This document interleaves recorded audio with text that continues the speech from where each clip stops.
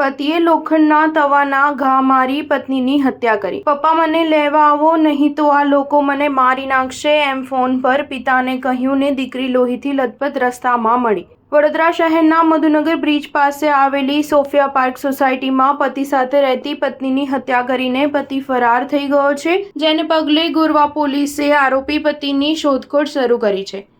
દીકરીએ પિતાને ફોન કરીને કહ્યું કે પપ્પા મને લેવા માટે આવો, નહીં તો આ લોકો મને મારી નાખશે, અને પિતા દીકરીને લેવા નીકળ્યા હતા અને દીકરી લોહીથી લથપથ રસ્તામાં જ મળી હતી અને સારવાર દરમિયાન દીકરીનું સયાજી હોસ્પિટલમાં મોત થયું છે। મૃતક નિશાર બાનુના પિતા ઇશરક પઠાણે ગોરવા પોલીસ સ્ટેશનમાં નોંધાવેલી ફરિયાદમાં જણાવ્યું છે કે મારી દીકરી નિશાર બાનુના લગ્ન સોફિયા પાર્કમાં રહેતા મોઇન ખાન બુરે ખાન પઠાણ સાથે થયા હતા। તેમને લગ્ન જીવનમાં 3 વર્ષનું બાળક છે।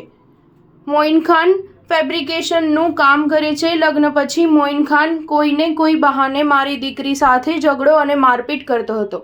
જો કે દીકરીનો પરિવાર સચવાઈ રહે તે માટે માતા પિતા તેને સમજાવીને પરત સાસરીમાં મોકલી દેતા હતા। આ દરમિયાન ગત 27 જૂનના રોજ રાત્રિના 11:30 થી 11:45 વાગ્યાની વચ્ચે નિશાર બાનુએ તેના પિતાને ફોન કરી જણાવ્યું હતું કે પપ્પા મને લેવા માટે આવો, નહીં તો આ લોકો મને મારી નાખશે। દીકરીની વાત સાંભળીને પિતા તાત્કાલિક તેના ઘરે જવા માટે નીકળ્યા હતા। આ સમયે નવાયાર્ડ બ્રિજ પાસે નિશાર બાનુ ઇજાગ્રસ્ત હાલતમાં મળી આવી હતી।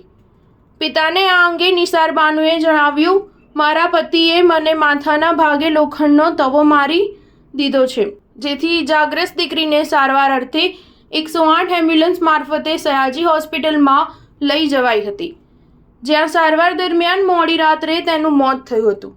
સ્ટાર ન્યૂઝ 7 હંમેશા સચ્ચાઈની સાથે।